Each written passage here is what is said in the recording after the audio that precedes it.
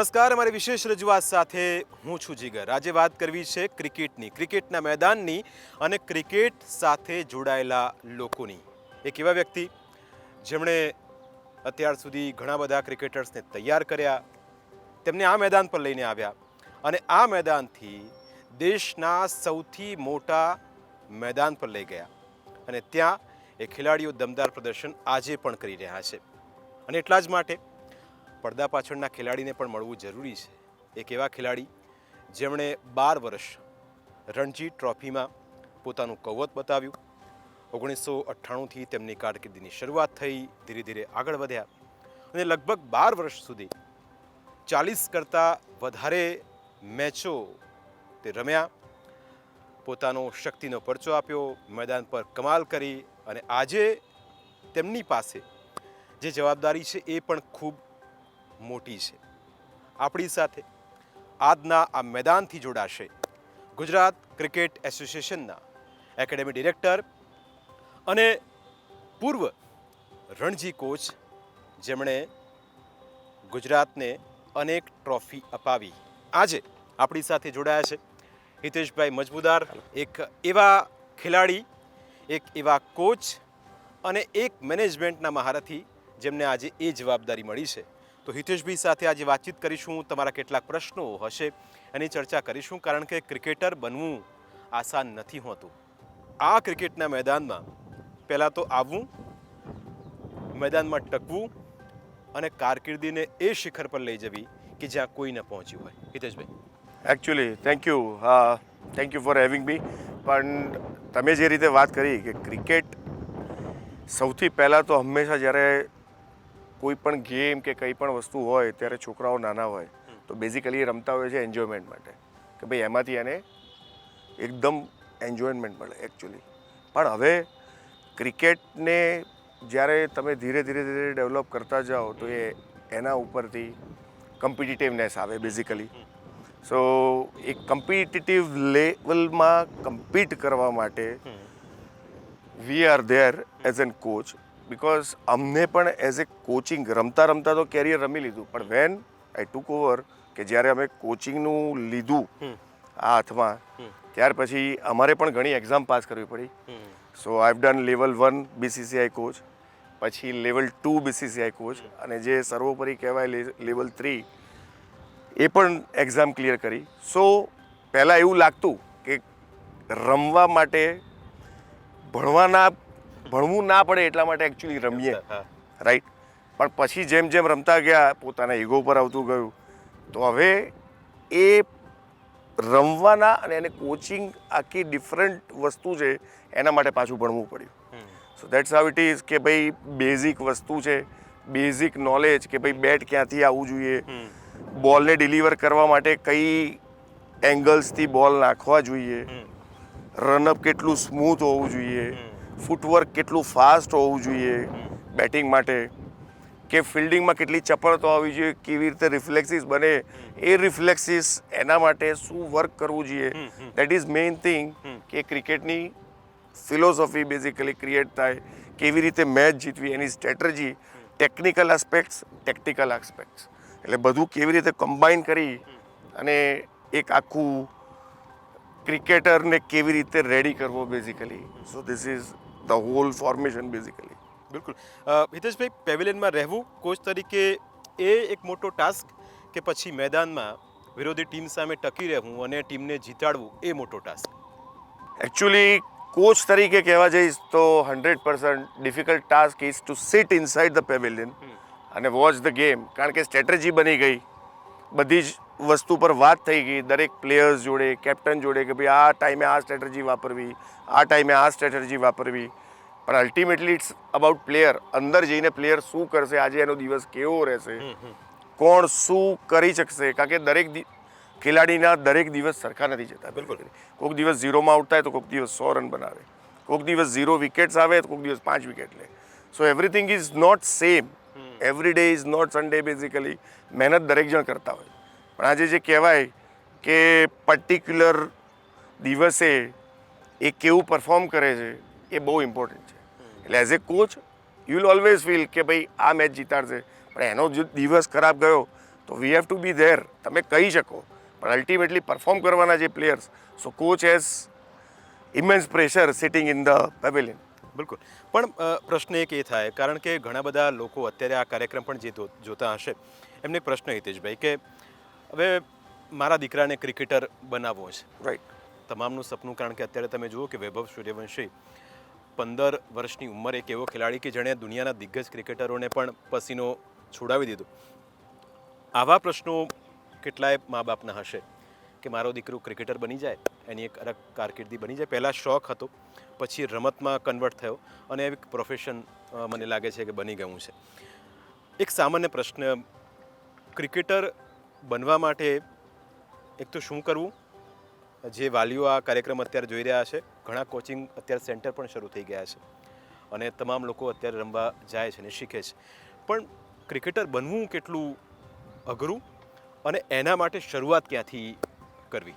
Actually તમે જે વૈભવ સૂર્યવંશીનો જે દાખલો આપ્યો, પણ સ્ટીલ આઈ એમ સેઇંગ કે વૈભવ સૂર્યવંશી જેવો player once in a generation છે.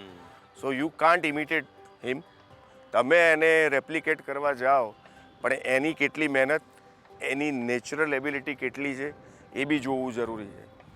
એ પહેલાં આવેલા સચિન તેંડુલકર, એની પછી આવે પાર્થિવ પટેલ. પણ જે 14, 15, 16 વર્ષે એ એવા ક્યારેક જ ક્રિકેટર જોવા મળશે કે those who R representing basically international cricket. બાકી 100% તમે એમ કહો કે જોવા જાઓ કે 7-8 વર્ષની ઉંમરથી એ ક્રિકેટ ચાલુ કરે, પછી એનું સ્કૂલ લેવલ રમે, અલગ અલગ કેમ્પમાં જાય, ક્લબ લેવલ પર રમે, સ્કૂલ લેવલ પર રમે. So it's not easy basically. શોખનો શોખ, પછી એને તમારે કન્વર્ટ કરવું પડે તો એ પોતાની કેટલી ઝીલ છે બેઝિકલી છોકરામાં. Is he good or not, that let coach identify basically rather than parents identifying that. Parents અત્યારે એટલા બધા ઇન્વોલ્વ છે, કારણ કે મેં પહેલાં પણ કોચિંગ કર્યું ત્યારે જોયેલું છે. આઈપીએલ નથી ત્યારે, જ્યારે અમારા પ્લેઇંગ ડેઝ હતા, એટલે ક્યારે પણ કોચિંગ કેમ્પમાં જાય ત્યારે પૂછતા કે મારો છોકરો ઇન્ડિયા ક્યારે રમશે. અને હવે એવી વાત આવી છે કે મારો છોકરો આઈપીએલ ક્યારે રમશે. બિલકુલ. સો this is the thing, this is the different કે આ આખું જે રીતનું ચાલે છે બેઝિકલી, કે જે આપણે જોઈ રહ્યા છે કે અત્યારે IPL is very successful module basically in international world cricket basically. So that is also creditable for India કે આપણે સારા ક્રિકેટર્સ પ્રોડ્યુસ કરી રહ્યા છે. પણ એના માટે મહેનત અને મહેનત જ છે બેઝિકલી.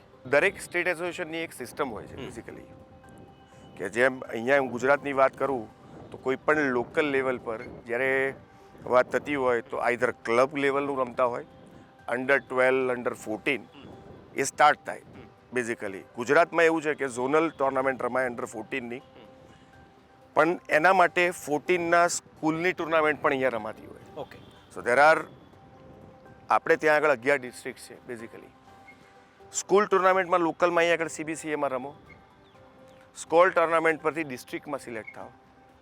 સો 11 ડિસ્ટ્રિક્ટ છે, એની ઇન્ટર ડિસ્ટ્રિક્ટ ટુર્નામેન્ટ રમાય છે. Okay. All age group starting with અંડર-14, અંડર-16, અંડર-19, અંડર-23 અને સિનિયર. સેમ વુમન્સમાં અંડર-15, અંડર-19, અંડર-23 અને seniors. So this are all age groups. એમાં દરેકમાં ડિસ્ટ્રિક્ટ રમાય 11 ડિસ્ટ્રિક્ટ વચ્ચે. ધોઝ હુ આર ટોપ પરફોર્મર્સ એમને પ્રોબેબલ્સમાં લેવામાં આવે. પ્રોબેબલ્સમાંથી સિલેક્શન ટ્રાયલ મેચીસ રમાય. ઓકે. એને આટલી બધી ચારણી પછી એક 25 પ્રોબેબલ્સ નક્કી થાય સિઝનના પહેલાં ટુ પ્લે ધ સ્ટેટ. પછી એ 25 જણને રમી, એ જે કોર ગ્રુપ ભેગું થયું 25નું, we play different tournaments outside Gujarat, within our tournaments basically. જીવનની ટુર્નામેન્ટ છે કે જ્યાં આગળ સૌરાષ્ટ્ર, બરોડા અને ગુજરાત પાર્ટિસિપેટ કરે છે. સો એટલી બધી વસ્તુઓ છે કે જેટલી બધી મેચીસ ને એ બધું મળે છે, તો એમાંથી ફિલ્ટર થઈ અને those who are capable enough they are in under એ 15ના સ્કોડમાં હોય છે અને they play state level. From state level they represent India એ, India under nineteens and then play higher level of cricket basically. પણ તમે જુઓ કે તમે લગભગ 12 વર્ષ તમારી કારકિર્દીના જેમ ડોમેસ્ટિક ક્રિકેટ રમ્યા, કેટલાય લોકોને કદાચ એ પણ ખ્યાલ નહીં હોય કે જેમ હિતેશભાઈએ કહ્યું ડોમેસ્ટિક ક્રિકેટ એ પણ એક પાર્ટ છે. તમે સ્ટેટ લેવલથી રમો, પછી એ સ્ટેટ લેવલની અંદર અલગ અલગ જગ્યાએ તમે જાઓ, ત્યાં પોતાના રાજ્યને તમે પ્રેઝન્ટ કરો, એની અંદર જીત મેળવો. અને એવા કેટલાય ખેલાડીઓ જે ગુજરાત ક્રિકેટ એસોસિએશન સાથે જોડાયેલા, એમની અંદર તૈયાર થયેલા ખેલાડીઓ અત્યારે કોણ છે અને કયા છે એના વિશે પણ વાત કરીશું. પણ હાલ એક પ્રશ્ન સતત આપને સતાવી રહ્યો છે કે સક્સેસ થવું એટલું સરળ નથી હોતું. ઘણા બધા ક્રિકેટર્સ આવ્યા ગયા, પણ એ ટેમ્પરામેન્ટને જાળવી રાખો, મેદાનમાં ટકવું. અને મને લાગે હિતેશભાઈ આ વસ્તુ ખૂબ આ રમતમાં એકચ્યુઅલી ટીમ ગેમ છે બેઝિકલી. મેં તમને પહેલાં પણ કીધું એમ કે દરેક જણનો દિવસ એક સરખો હોતો નથી. આજે હવે હું આખું વર્ષની મહેનત કર્યા પછી પ્રોબેબલ્સમાં આવ્યો. હવે હું રમું છું સિલેક્શન ટ્રાયલ મેચ મારા સ્ટેટના 15માં આવવા માટે. ઓકે. પણ હવે particular day on a given day સિલેક્શનના દિવસે આઈધર હું બેટ્સમેન છું તો મારા રન ના થઈ શક્યા અનફોર્ચ્યુનેટલી, ક્યાં હું વિકેટ ના લઈ શક્યો. પણ દેટ ડઝન્ટ મીન ત્યારે એ નાસીપાસ થવાના કે ડિપ્રેશન આવવાના ચાન્સીસ રહે છે. પણ જ્યારે આપણે આ સ્પોર્ટ્સ લીધું છે તો એટલું પણ મેન્ટલી શીખવાડવામાં આવે છે અહીંયા આગળ કે yes there is always a next time. એટલે ધીસ ઇઝ ધ થિંગ. કારણ કે ક્રિકેટ તમે જ્યારે એ કિટબેગ મૂકો ને ત્યારે જ ક્રિકેટ મૂકેલું છે. સાચી વાત. કારણ કે કિટબેગ લઈને તમે કાલે સવારે આવ્યા પાછા આવવાના. સો અગેન કે એ એવી કઈ સિચ્યુએશન હતી કે જેમાં હું આઉટ થયો કે એમાં હું વિકેટ ના લઈ શક્યો, તો હું વધારે મહેનત કરી, વધારે મેન્ટલી સ્ટ્રોંગ થઈ અને પાછું એ જગ્યાએ રિપ્રેઝન્ટ કરું. ક્રિકેટ ક્યારે બંધ થવાનું નથી. કારણ કે એટલા માટે જ અંડર-16 છે, અંડર-19, 23, ક્યાંક ને ક્યાંક ઇફ યુ આર ધેર તો તમને ક્યાંક ને ક્યાંક કોમ્પિટ કરવા મળશે. So you have to mentally be very strong, you have to be fit, અને એકદમ મહેનત, તમારું dedication, discipline, everything is involve. Even now it comes to nutrition, diet, everything is there. Lifestyle, તમે રાત્રે વહેલા સૂઈ વહેલા ઉઠીને you are dedicated towards the game તો એબ્સોલ્યુટલી સુપર. પણ હવે લાઈફસ્ટાઈલ જ ના હોય, હું સારામાં સારો ક્રિકેટર હોઉં, એવા કેટલા કિસ્સા બનેલા તમે જોયેલા હશે કે જે એકદમ લાઇમલાઇટમાંથી સીધા નીચે આવેલા. I don't want to name it, પણ એટલા બધા એક્ઝામ્પલ્સ છે. એટલે ક્રિકેટર બનવા માટે, જેમ ડૉક્ટર્સ બનવા માટે કે જે મોટા પ્રોફેશન છે, કે હવે બહુ પ્રોફેશનલ થઈ ગઈ છે, પૈસા પાછળ ભાગવાની જરૂર નથી. સારું ક્રિકેટ રમી પૈસા આપોઆપ તમારી પાછળ આવશે. બિલકુલ, સારું ક્રિકેટ રમવું જરૂરી છે ને એટલા જ માટે હિતેશભાઈ સતત એ જ વસ્તુ કરી રહ્યા છે. પણ હવે સામાન્ય લોકોના પ્રશ્નો, મેદાનમાં અમે મેચ જોવા જઈએ, લોકો મેચ જોવા જતા હશે અને ઘણા બધા ક્રિકેટના શોખીનો ટીવી પર મેચ જોતા હશે. ઘણાને પ્રશ્નો હોય કે ઇનિંગનો બ્રેક આવ્યો પણ આ ટોળું વળીને ચર્ચા છે નહીં કરતા. હિતેશભાઈ એ કોચ દોડીને આવે, એ ટીમનો સાથીદાર દોડીને આવે, એ ચર્ચા કયા પ્રકારની હોય? તમે કહ્યું ચર્ચા, that is one kind of a hurdle. Team gets together once again. If you are not on that strategy તો you have to come back. અગર આજે મેં 6 ઓવરમાં એવું વિચાર્યું કે અમારી ટીમે T20 હોય અને 6 ઓવરમાં 60 રન ભલે 2 વિકેટ જાય, પણ if you have not achieved that તો હવે આગળનો પ્લાન બી શું છે? So they can get back again, rebuild themselves as a team. અને હવે શું કરી શકીએ, કોણ આવી શકે, કયો બોલર નાખી લીધી છે, કયા બોલર બાકી છે, તો એ પ્રમાણેની સ્ટ્રેટેજી ઘડી અને એ પ્રમાણેના બેટ્સમેન, ધારો કે લેફ્ટ આર્મ સ્પિનર બાકી હોય તો લેફ્ટીને મોકલવાના પછી કે રન રેટ સારી રીતે કરવા માટે. દેટ્સ હાઉ ઇટ ઇઝ કે આ એક સ્ટ્રેટેજીનો એક ભાગ છે બેઝિકલી, અને વી હેવ ટુ ડુ ઇટ. બિલકુલ. જીત્યા પછીનો દિવસ અને હાર્યા પછીનો એ દિવસ, બંને વચ્ચેનું એક કોચ તરીકે, એક ખેલાડી તરીકે, કારણ કે એક મેચ હારવાની આવે ત્યારે દુઃખ પણ એટલું જ થાય જેટલી જીત્યા એટલી ખુશી થાય. આ જે કમ્પેરિઝન છે, હાર્યા પછીનો દિવસ, જીત્યા પછીનો દિવસ. જીત્યા પછીનો દિવસ તમને કહું તો કોને ના ગમે બેઝિકલી, પણ જ્યારે એઝ અ કોચ હોય તો હાર્યા પછીની ભૂમિકા બહુ વધારે થતી હોય છે બેઝિકલી. કારણ કે ટીમને મોટિવેટ કરવી, કારણ કે હંમેશા હાર્યા પછી દરેક જણનું motivation level little bit down જતું હોય છે. કારણ કે નેક્સ્ટ ગેમની વિચાર કરવાનો હોય છે કે ભાઈ એમાંથી શું સારું લઈ શકીએ. કારણ કે દરેક વસ્તુ હારી જતા છતાંય આપણને અમુક પોઝિટિવ એની અંદરથી મળતા જ હોય છે. તો એ નેગેટિવ વસ્તુને દૂર કરી એ પોઝિટિવને લઈને નેક્સ્ટ મેચ કેવી રીતે જીતીએ. So that is the main thing of coach કે ભાઈ 0માં આઉટ થયો છે તો એની જોડે વધારે ટાઈમ સ્પેન્ડ કરવો રાધર દેન જેણે 100 કર્યા છે. કારણ કે એને મોટિવેશન એટલી જરૂર નથી, પણ જેણે 0 કર્યો છે એને તમારે નેક્સ્ટ મેચનો હીરો બનાવવો હોય તો 100% એની જોડે વાત કરવી બહુ જ જરૂરી છે, કારણ કે એના માઇન્ડસેટને જાણવું જરૂરી. ક્રિકેટના અનેક ફોર્મેટ છે, T20 પછી વન ડે અને ટેસ્ટ ક્રિકેટ. હિતેશભાઈ, જ્યારથી ફાસ્ટ ક્રિકેટનું એક ચલણ વધ્યું, એટલે કે આપણે IPLને જ ગણીએ, IPLએ ઘણા બધા ખેલાડીઓને આપ્યા, આપને લાગે છે કે આ જે ફાસ્ટ ફોર્મેટ છે એના કારણે ટેસ્ટ ક્રિકેટનું જે અસ્તિત્વ હતું એ ધીરે ધીરે ઓછું થઈ રહ્યું છે, અથવા તો લોકોને 5 દિવસની મોટી મેચ જોવામાં રસ નથી? આમ જોવા જાઓ ને તો બેવ બાજુ છે બેઝિકલી. યસ, તમે કહો છો કે લોકોમાં પેશન્સ લેવલ ઘટી ગયું છે. શાંતિથી જે ટેકનિકવાળા રમવાવાળા જે કહેવાય કે રાહુલ દ્રવિડ, ચેતેશ્વર પૂજારા જેવા પ્લેયર્સ હજુ સ્ટીલ કે એવા આપણને જોવા મળતા નથી કે જે શાંતિથી આખું સેશન 2 સેશન રમી આપે. એમ કીધું હોય કે ભાઈ રાહુલ દ્રવિડ આવ્યો છે તો લંચ અને ટી કરીને જશે. સો દેટ્સ હાઉ ઇટ ઇઝ. પણ અત્યારનું જે જોવા જાઓ કે તમે કહો છો કે ફાસ્ટ ક્રિકેટ T20 છે, દેટ ઇઝ ફાઇન, પણ એનો પણ એક ફાયદો છે કે જ્યારે બોલર, બેટ્સમેન બધામાં પેશન્સ લેવલ ઘટી ગઈ છે બેઝિકલી. એટલે તમે જોશો તો 80% ટેસ્ટના રિઝલ્ટ આવવા માંડ્યા 4-4 દિવસ હમણાં જ. સો દેટ ઇઝ આ ડિફરન્ટ થિંગ. એટલે તમને ટેસ્ટ થોડીક વધારે રોમાંચક લાગવા માંડી જે પહેલાં કરતાં, કે જેમાં નીરસ ડ્રો, કારણ કે હતા 100% લોકો આવીને સ્કોરિંગ કરતા. મેં પણ જોયેલા છે કે ઇંગ્લેન્ડમાં એમ બેસી આખા દિવસની સ્કોરિંગ કરે. પણ cricket has changed, everything is evolved, fast થઈ ગઈ ગેમ. T20 રાધર એન્ટરટેનિંગ, કારણ કે પબ્લિકને પણ એવું છે કે આખા 7 કલાક 8 કલાક બેસવું એના કરતાં 3 કલાકમાં મને વધારે એન્ટરટેનમેન્ટ મળે છે, તો વાય નોટ ધેટ. પણ જ્યારે એકચ્યુઅલ સ્કિલ લેવલ આવતી હોય ત્યારે test is the best basically. You can say that red ball, white કપડાં, જે આપણું જૂનું કહેવાય જેન્ટલમેન્સ ગેમ, એબ્સોલ્યુટલી અમેઝિંગ. કારણ કે એમાં તમને દરેક વસ્તુ માટેનો ચાન્સ છે. સારો સ્પેલ આવે તો કેવી રીતે બેટિંગ કરી લેવી, સારી વિકેટ આવે તો મારે કઈ રીતે બોલિંગ કરવી, સેમી ન્યૂ બોલે પણ બોલિંગ કરવી, 70 ઓવર જૂનો બોલ થઈ ગયો તો કેવી રીતે બોલિંગ કરવી, ને એમાં પણ કેવી રીતે રન કાઢવા. કારણ કે બોલ જેટલો એની હાર્ડનેસ ગુમાવતો જાય, રન કરવા પણ અઘરા છે. જેટલી હાર્ડનેસ ગુમાવતો જાય એમ બોલિંગ કરવી પણ અઘરી છે. So everything is there. Slip catching, short leg, forward short leg, silly mid off, એ તો જોવા જ ના મળે T20માં. So all this is coming back.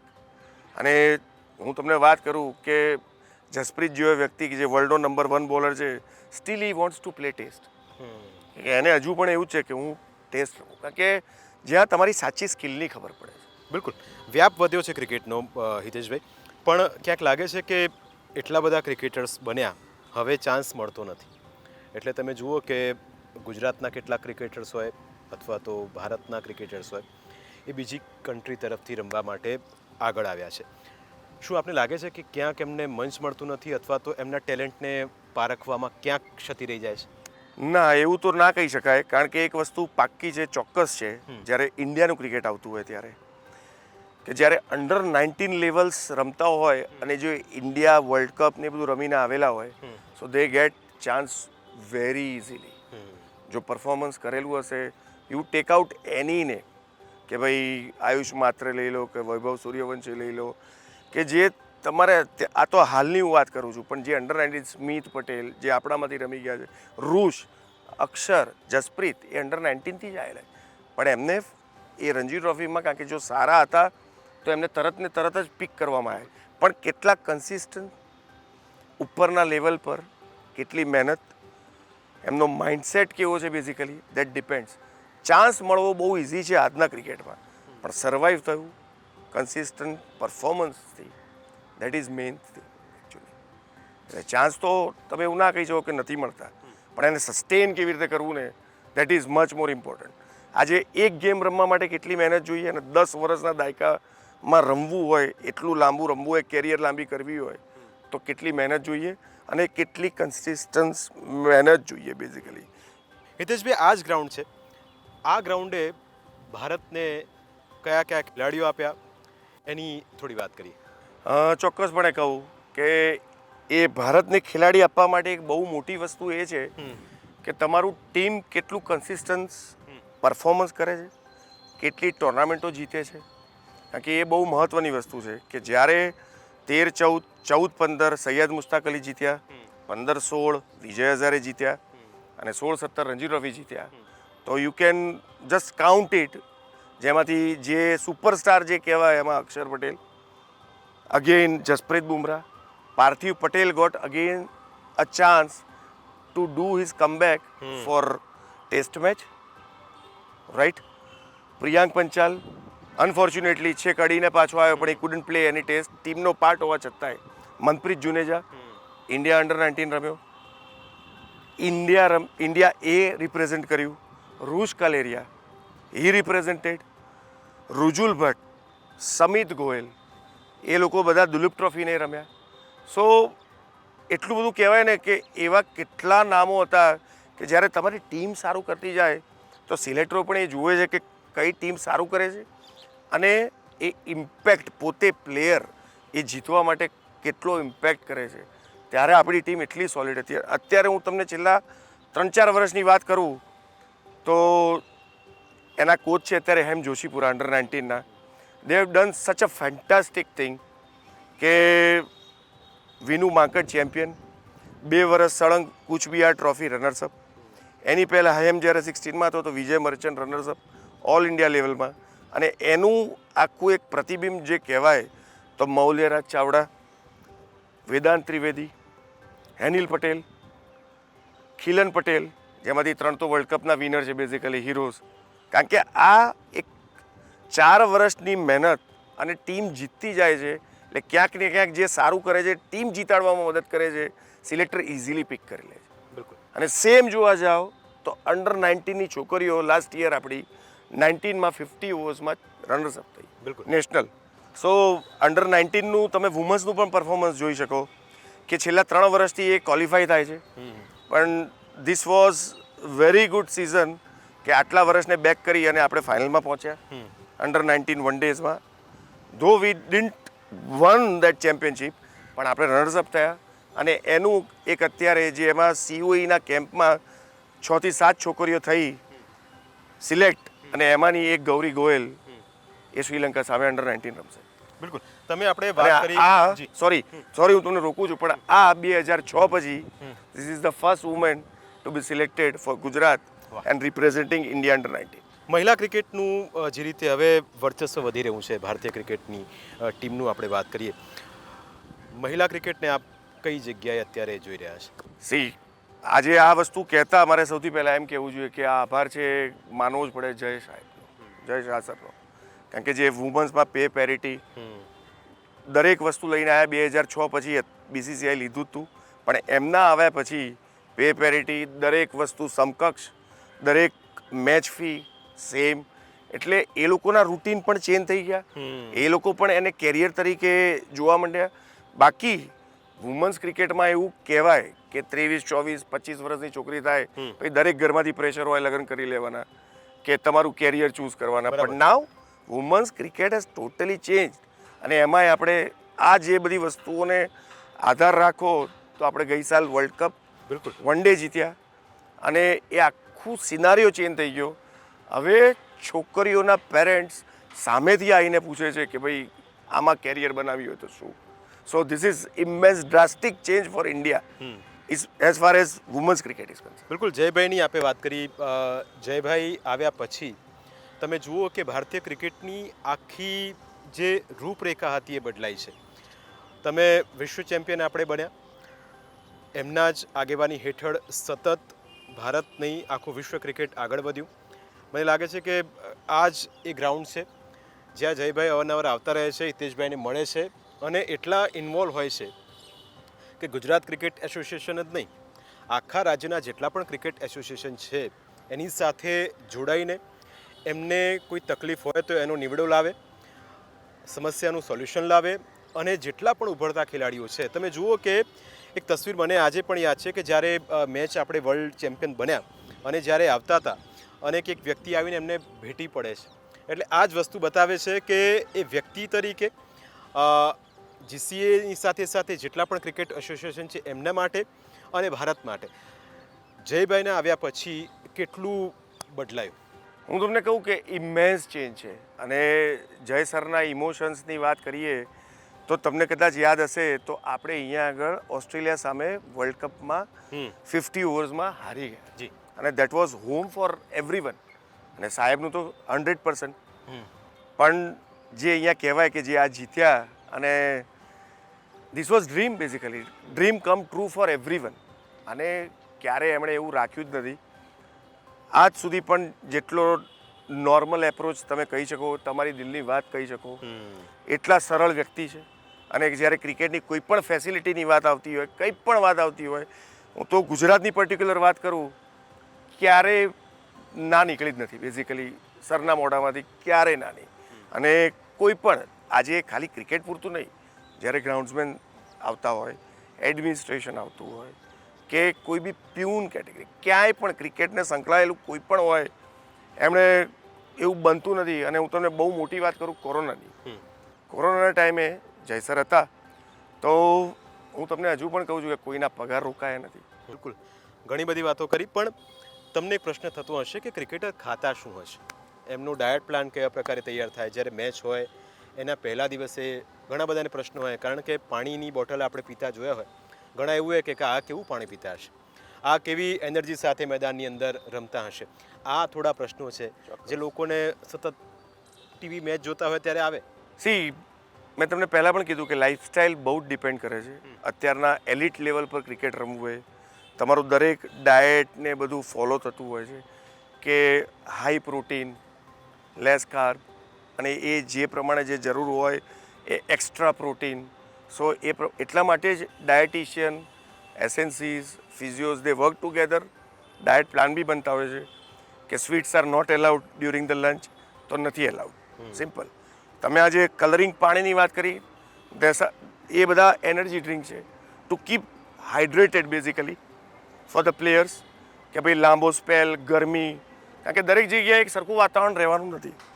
તો અમુક ટાઈમે એ હાઇડ્રેશન લેવલ મેન્ટેન કરવા માટે એક્સ્ટ્રા એનર્જીનો સોર્સ. કારણ કે હવે બીજી વસ્તુ, અમુક protein powders that are also banned. કારણ કે નાટાવાડામાંથી અમુક બેન્ડ સબસ્ટન્સવાળા જો drugs, so they have to look after everything basically. So ખાવામાં કોઈને કશી મનાઈ નથી when it's come to season. જે પહેલાં એમણે પાળેલું હોય પણ જ્યારે ઓન ગોઈંગ સિઝન હોય દે કેન ઈટ. કારણ કે તમે જ્યારે બી રમતા હશો તો એ બાળી નાખતા હશો. પણ to gain extra sweet, soft drinks are totally, you can say that કે નો, બિગ નો બેઝિકલી. બિલકુલ. પણ જ્યારે ખુશીની વાત આવે ત્યારે કેક પણ એ જ ડ્રેસિંગ રૂમની અંદર કટ થાય છે. અને હિતેશભાઈ જેવા કોચ હોય, એમના જેવું એક મેનેજમેન્ટ હોય, અને તમામ લોકો સાથે મળીને જેટલી પણ મેચ જીતે એની ખુશી પણ એટલી જ તેમના ચહેરા પર હોય છે. આશા રાખે કે ભારતીય ક્રિકેટ હજુ ખૂબ પ્રગતિ કરે, ખૂબ આગળ આવે. અને આ ચર્ચાની અંદર ઘણી બધી વાતો આપણે સાંભળી કે જે તમારા સંતાનો માટે પણ ખૂબ મહત્ત્વની બની રહેશે. અને ભારતીય ક્રિકેટ કેવી રીતે આગળ વધી રહ્યું છે તેના માટે પણ ખૂબ આપને જાણવા મળ્યું છે. અમારી વિશેષ રજૂઆતમાં આજે બસ આટલું જ. ફરી મળીશું એક નવા વ્યક્તિ વિશેષ સાથે. ત્યાં સુધી રજા આપશો. નમસ્કાર.